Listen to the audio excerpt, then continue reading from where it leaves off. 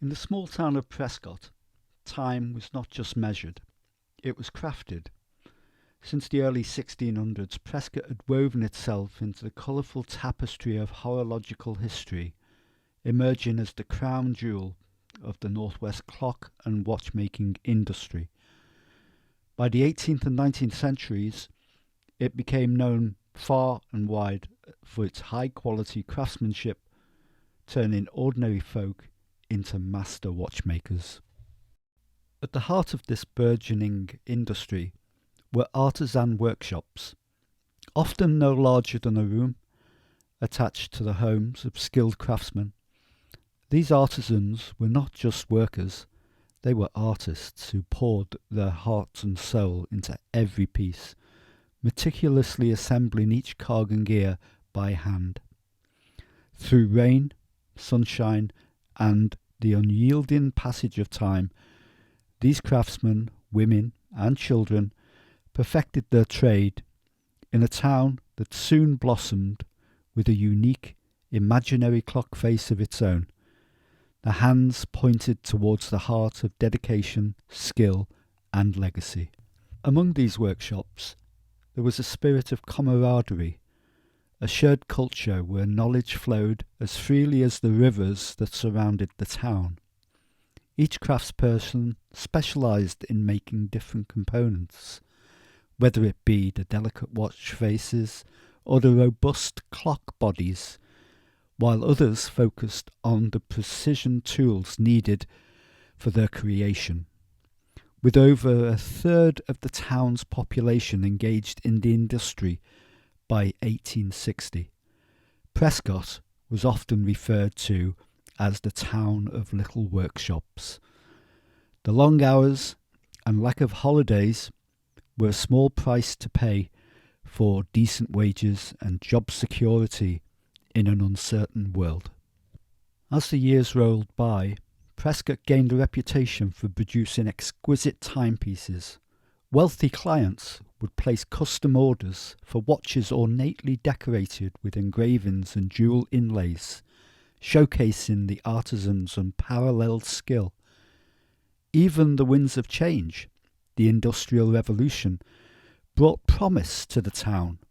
Steam power was harnessed to ease the labours of men and women alike as the demand for timepieces grew. However, as is the way with time, movement of transition ensued.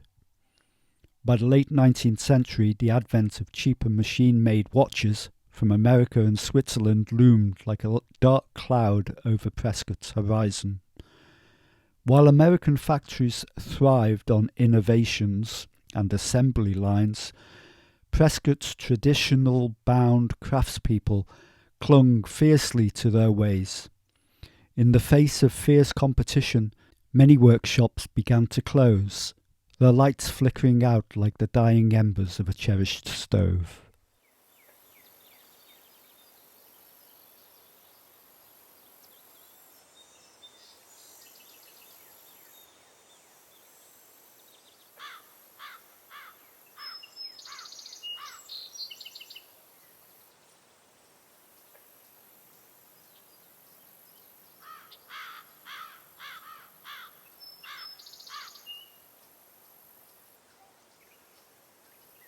In 1889, a glimmer of hope arrived in Prescot with the formation of the Lancashire Watch Company.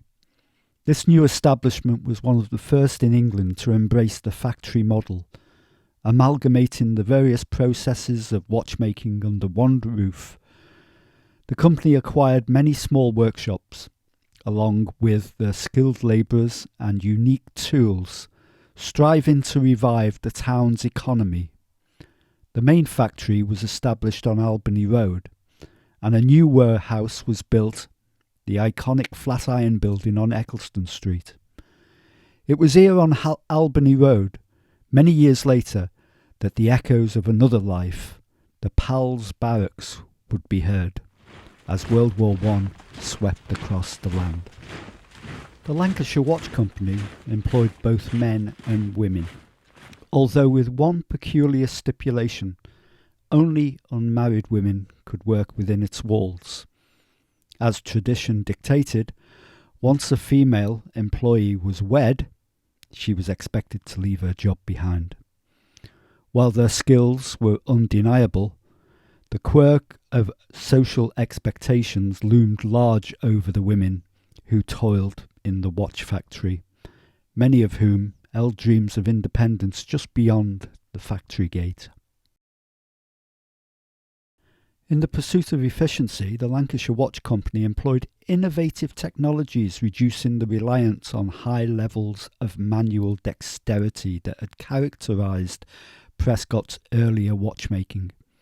Steam-powered machinery churned out thousands of identical components with ease, and the need of the market shifted to meeting the capability of a growing workforce.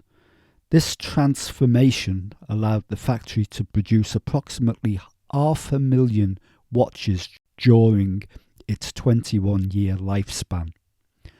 Yet, in a race to modernise, it fell short of innovating quickly enough. The allure of mass production from foreign lands proved too potent. By January of 1911, the echoes of the factory's machines fell silent, and the factory contents were sold off at auction. However, the flames of horological craftsmanship in Prescot would not be fully extinguished. A.J. Huckle salvaged factory machinery, establishing the Prescot Clock and Watch Company in the former Flatiron building.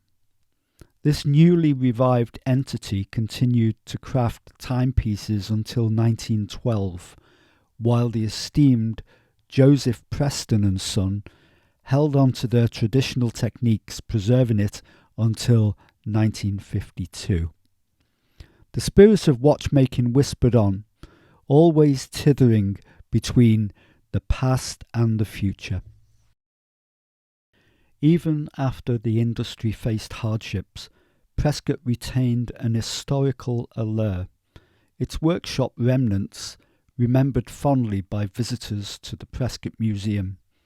Visitors walked through the rooms adorned with displays of ornate watch faces, gleaming in the light as if to beckon onlookers into the stories of their creation.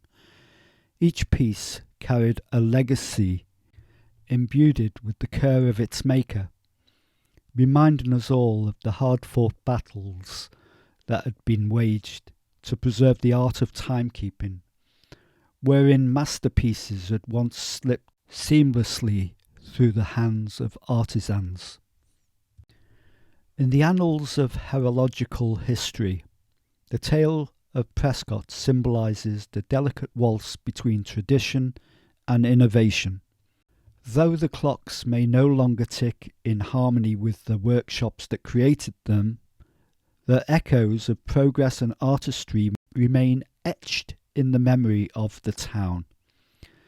An acknowledgement that time in Prescot was once crafted by hand is an art that should never be forgotten.